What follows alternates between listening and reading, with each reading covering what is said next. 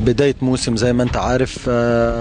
النهارده ادينا الشوط الاولاني، ما كنا سيئين الشوط الاولاني كاداء في الملعب.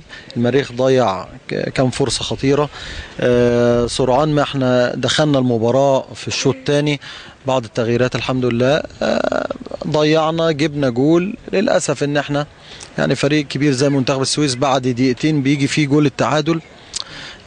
يعني الاداء مجمل حتى واحنا ضاغطين الشوط الثاني انا غير راضي عن الاداء النهارده اداء منتخب السويس بعيد تماما عن ادائنا اللي هو حتى ما فيش نص مستوانا النهارده. ادائنا الحاله البدنيه مش عارف، انا فوجئت حتى وحشين، يعني المجمل وحشين. دلوقتي اصلا خلاص ده اول ماتش في الدوري، لازم تبقى بتحس ان فيه تقل في الملعب وتقل مع اللعيبه سواء لينا او ليهم. يعني هم الشوط الاولاني كانوا كويسين واحنا الشوط الثاني كنا افضل، يعني زي ما انت شفت احنا الجونين جم الشوط الثاني واحنا جبنا جول ما فيش 5 دقايق او 3 دقايق راح دخل فينا جول. يعني هو تملي ده اول ماتش ده بيبقى في تقل مع اللعيبه سواء لينا او ليهم، وده عادي يعني نتيجه مرضيه، يعني اللي احنا بقى تعادل. يعني قبل اي حاجه بنقول الحمد لله على الاداء وعلى النتيجه. احنا بنلعب فرقه كبيره من المريخ، احنا طموحنا السنه دي نصعد ممتاز. احنا السنه اللي فاتت الحظ ما كانش معانا في اخر ماتش النصر اخر 5 دقايق، يعني لو كنا حافظنا كان زعلنا. يعني احنا مركزين السنه دي هنصعد ان شاء الله. نادي المريخ طبعا فرقه كبيره، فرقه صاعده السنه اللي فاتت ترقي ولعبناها في الترقي، فرقه كويسه جدا. بالعكس السنه دي يعني زودوا عليهم عناصر كويسه زي مصطفى جعفر واسامه السيد وناس كتير يعني وشكوري، ما شاء الله فرقه كويسه يعني. بس كبدايه الدوري برده لسه في حمل، انت لسه اللعيبه ما خدتش لياقه الماتشات، الملعب برده تقيل شويه، فان شاء الله نتمنى الفرقه ان شاء الله في الماتشات الجايه تبقى احسن من كده باذن الله. الاول انا عايز اشكر اللعيبه، اجتهدوا النهارده، عملوا كل اللي عليهم. اشتغلنا على شغل الجهاز الفني الفتره اللي فاتت، الاداره وفرت لنا كل حاجه، وكنا نفسنا يعني في جمهور بورسعيد بصراحه كان بيساندنا الفتره اللي فاتت وبيكلمنا، وحتى لعبنا ماتش مع النادي المصري والناس كانت واقفه جنبنا وشجعونا. وان شاء الله يعني احنا ناويين ان السنه دي باذن الله نكون اول مجموعه ونصعد دوري ممتاز عشان نبقى جنب النادي المصري ان شاء الله ونحقق كل طموحات بورسعيد باذن الله. طبعا ماتش جامد في اول الدوري، في اول ماتشات الدوري يبقى ماتش مع المريخ، فرقتين بينافسوا، فماتش قوي جدا.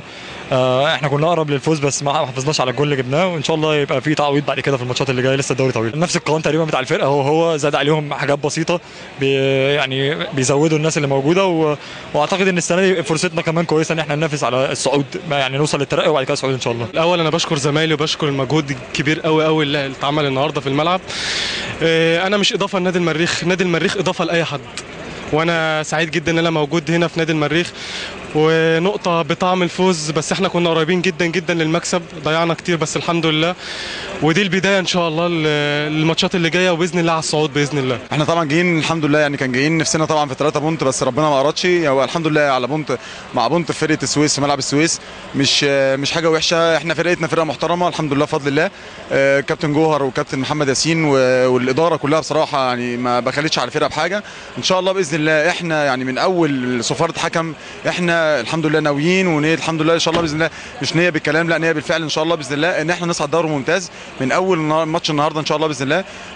اذا كان على الاداء النهارده، الاداء الرجولي مش محمد امين بس، الاداء الرجولي الفرقه كلها النهارده احنا خسرنا بصراحه. يعني انا الحمد لله على البونت، بس احنا كنا احق بالمكسب. يعني انت لو انت اتفرجت على الماتش 5 تجوان ضيعناهم، هم ما ضيعوش حاجه، كولر راح جابوها واحنا ماسكين الماتش زي ما انت شايف.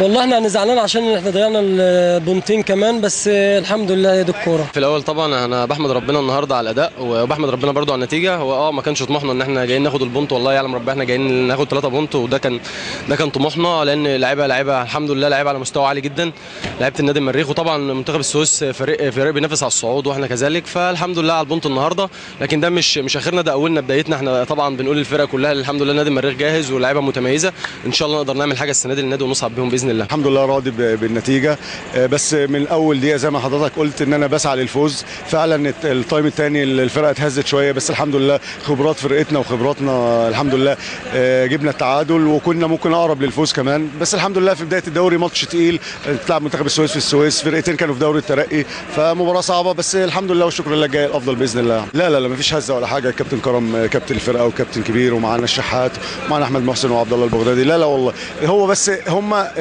ما خلصوش الماتش من بدري. يعني انا بلوم على فرقتي ان كان سهل في الطقم الاولاني نخرج احمد 3-0 ولا 2-0، بس الحمد لله راضيين. برضه احنا بنلعب فرقه كبيره برضه يا جماعه في منتخب السويس هنا في السويس. طبعا طبعا طبعا الحمد لله.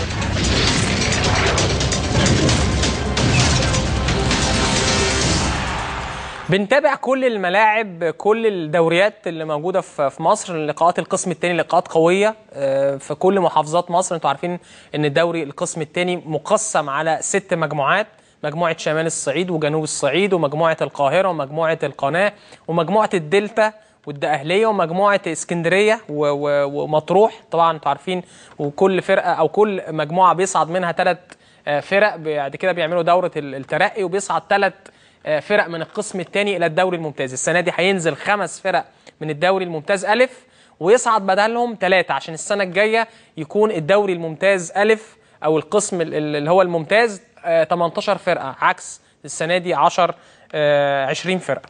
طيب عايز اقول لكم الماتشات بتاعه الاسبوع الجاي، الاسبوع الثالث من بطوله الدوري الممتاز. حرس الحدود مع المقاولين العرب في استاد حرس الحدود ان شاء الله يوم الاربعاء اللي جاي.